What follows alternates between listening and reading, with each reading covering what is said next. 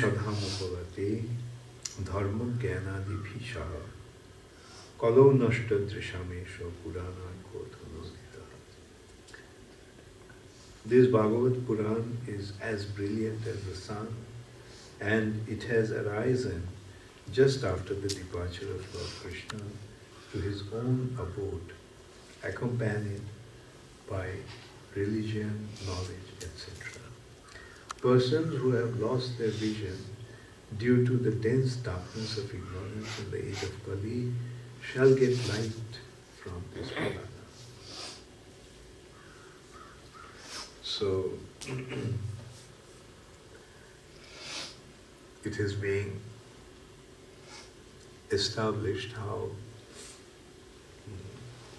Bhagavatam is the only source of spiritual understanding in this age.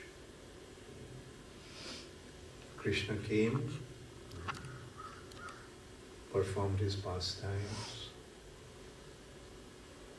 and then he went back. Swadhamo upagati. And when he went to his Swadham, all knowledge and religiosity also disappeared. Dharma, jnana, adi bhisa. With dharma, the religious principle, Krishna came to establish, to teach us the religious principle. And when Krishna left, that also left. As if they came with Krishna, and when Krishna left, they went away with Krishna. Jnana, knowledge here doesn't mean material knowledge. This knowledge is spiritual knowledge, knowledge about Krishna.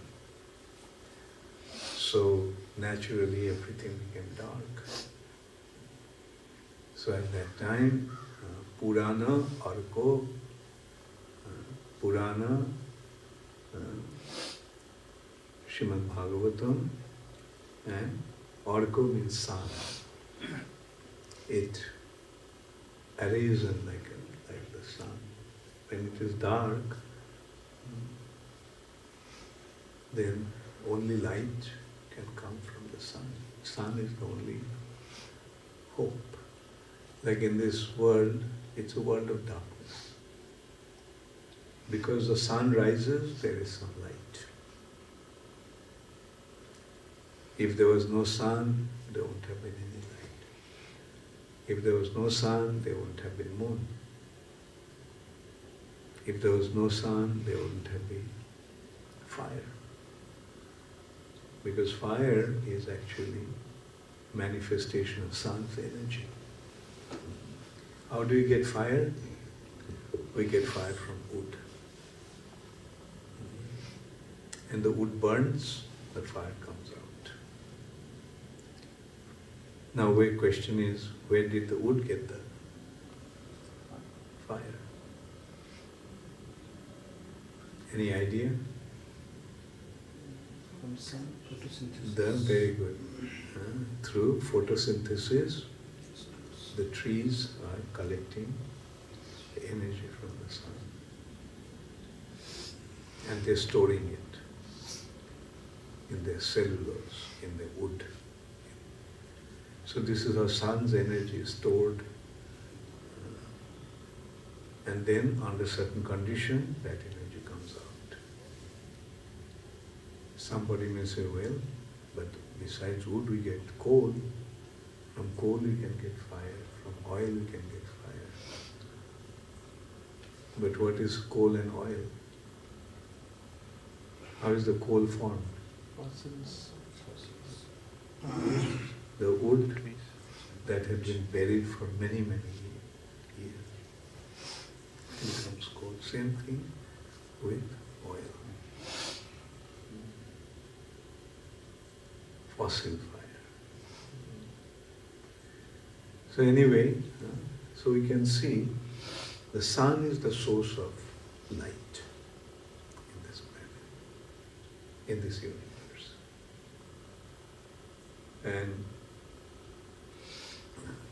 But in Bhagavad Gita it says that in the spiritual world there is no need for sun, moon or fire. Now tad bhashayate surja, surja means sun, shashanka means moon, pavaka means light, fire. So in the spiritual world there is no need for sun, moon or fire to give light. Why? Because that's always in light. The spiritual world is the world of light and material world is the world of darkness.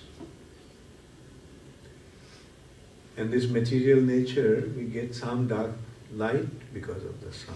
That's one kind of light. But there is another kind of light, the light of knowledge.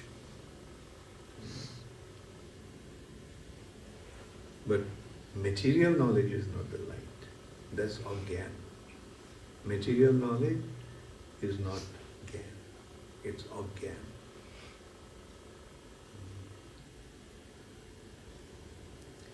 জড় বিদ্যা সব মায়ার বৈভব তোমার ভজনে বাধা মোহ জনমিয়া অনিত্য সংসারে জীবকে করো এ গাথা Bhaktivinoda Thakur is saying. So material knowledge, jara vidya, the material learning, is simply an arrangement of Maya. It's not removing the ignorance. This material knowledge is actually Maya's arrangement. Maya Vaibhav is the opulent arrangement of Maya. Because by creating illusion, it makes the living entities in this temporary world a bunch of asses. Gadha. Gadha means ass. Gadhas are famous for their Stupidity. And stupidity. Fools. Gadhas, donkeys are famous for their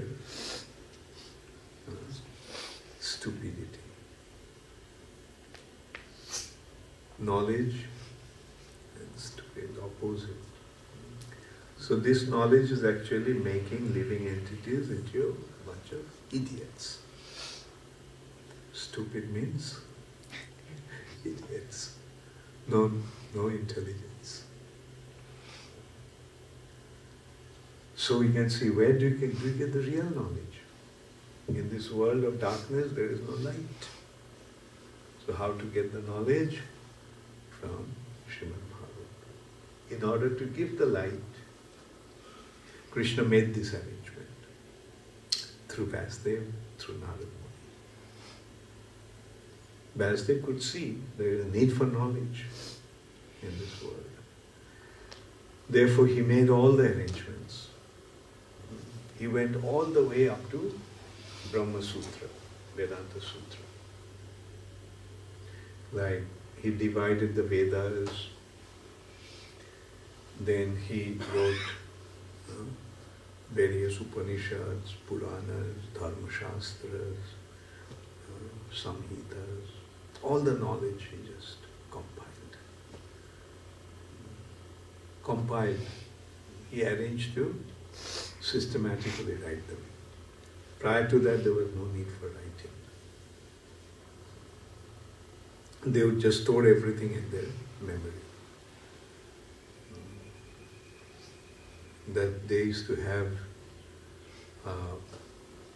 billion, terabyte memories. They used to have everything stored in their memory. But Vasudev saw that that's not possible. They are not going to have that. So there was a need for writing. So he made arrangements for writing, presenting the scriptures in the written form. Everything was presented in the written form. And that is the Vedas. So this is how Krishna made arrangement through Vyasdev, who is an incarnation. Vyasdev is Krishna's incarnation. Literary incarnations. Literary incarnation. And then, so this is how we got this Srimad Bhagavatam, and Krishna himself gave Bhagavad Gita. And Prabhupada is saying in the purport that Bhagavad Gita is actually the preliminary study of Srimad Bhagavatam.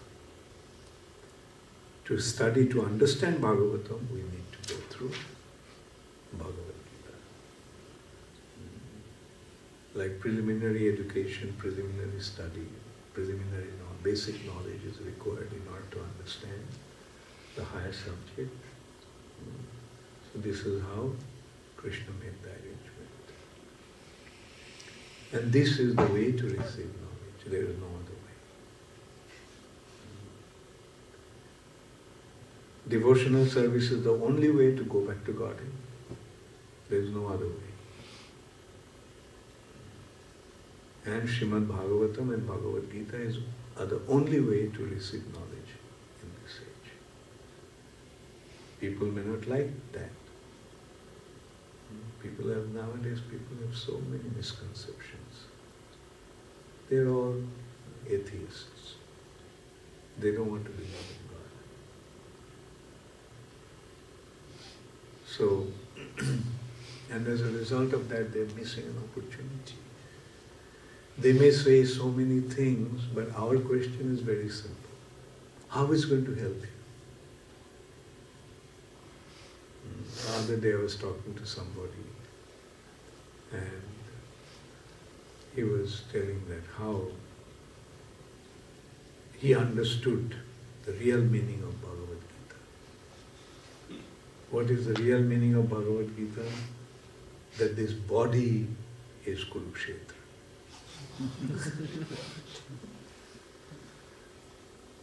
The five senses are Pandavas. And anyway, so my question is, well, fine, but how is it going to help you? By recognizing that this body is Kurukshetra, can you understand the mystery of this creation? Your body is only a part of this creation. And you may say this body is Kurukshetra. Okay, your analogy may be fine, but there is a real Kurukshetra in India. And the soil of Kurukshetra indicates that they had effect of radioactivity. That means Battle of Kurukshetra was a nuclear war. But those nuclear wars were not fought against just destroying everything. Individuals were attacked with these weapons. So anyway, the thing is that it was their misfortune that they don't want to listen. The process has become so easy.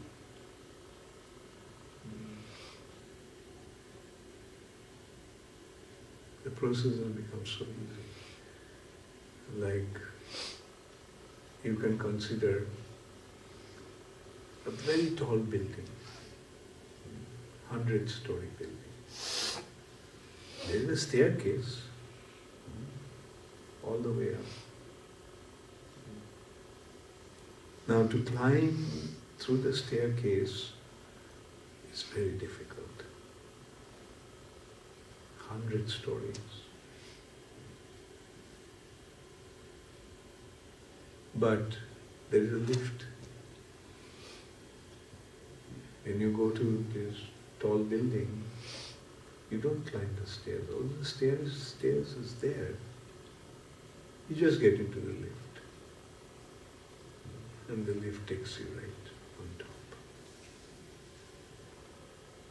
Now, if the lift is there, will anybody try to climb through the stairs? And another thing is that most of the people, what to speak of taking the stairs, they don't recognize the need of going on top of it. They don't recognize the need for going back to God, going back to the spiritual. Because they are in ignorance. They are very foolish. And because of their stupidity, they don't understand that they're suffering here. They think, oh, I will enjoy. I'm the controller. I'm the enjoyer. I'm the supreme. But then something happens and we see how supreme he is. Son died in an accident. He's crying. If you're supreme, then why are you crying? If you're the controller, then why couldn't it control your son's death?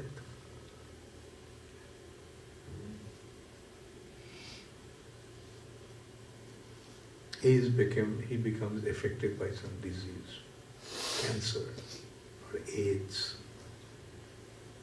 If you're supreme, if you're the controller, why couldn't you control your disease?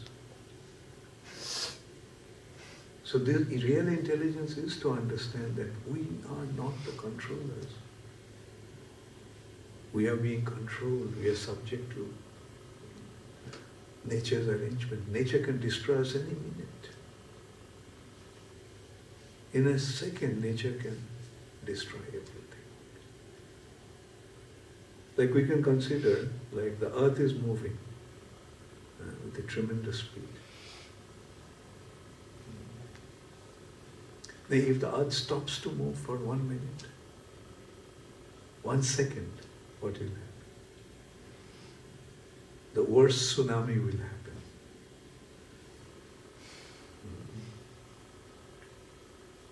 But does it happen? No. So that is how we are subservient to nature. What to speak of Krishna?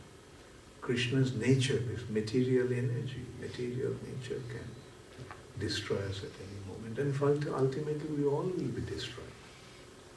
If we think that we are our bodies, then the body will be destroyed. So that's the reality. Now the thing is, if I know that this body is going to be destroyed, then what should we try to do?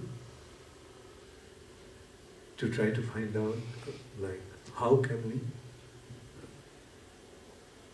prevent the body from being destroyed? And then you find that it's not possible. Jatasya dhrubam mrityu. We have the examples, Hiranyakashipu, Ravana. They wanted to make this body immortal. Is it possible? No. But if you understand that the soul is immortal and we are spirit soul, immediately immortality, instant immortality. The soul doesn't die, soul is immortal, our soul is immortal, I am a spirit soul, therefore I am immortal. And there's a theoretical understanding, now the cultivation has to be there. We have to recognize our spiritual identity, that I'm not this body, I'm the spirit soul. And Bhagavad Gita is giving us that knowledge. Srimad Bhagavatam is giving us that knowledge. And that is the real knowledge. Bhagavatam, when Krishna was here, everybody became attracted to Krishna. Krishna himself was guiding everybody. You're a devotee, come with me, stay with me. Like Lord Ramchandra took all the monkeys back to Ayodhya. You are my devotee, you help me, you have served me, so come with me. So that is how generous the Supreme Personality of Godhead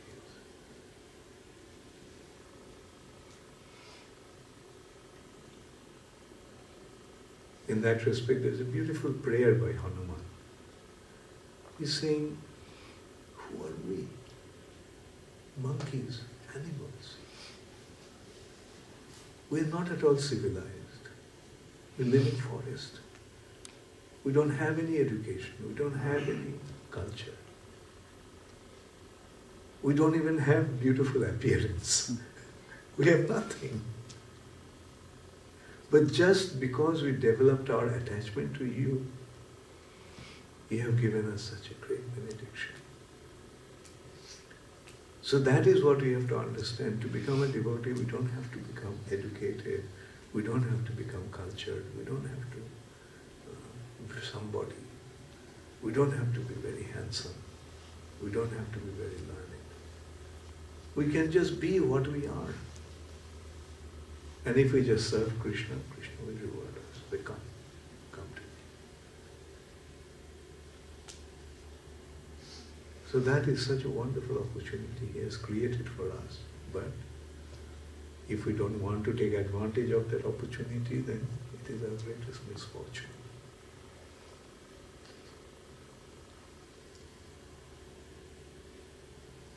So, Nashta Drishamesha, the living entities in the Kali Yuga are Nashta Drishams. Drisha means drishti, sight, whose sights have been nashta, spoiled. In this age, we lost our sight. So we are blind. We have become blind. But Krishna created such opportunity that even a blind man can see. Even the blind, this Bhagavatam can make even a blind man see Krishna.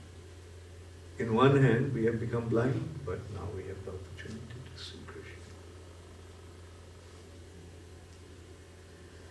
So this is how Krishna created such a wonderful opportunity for all of us.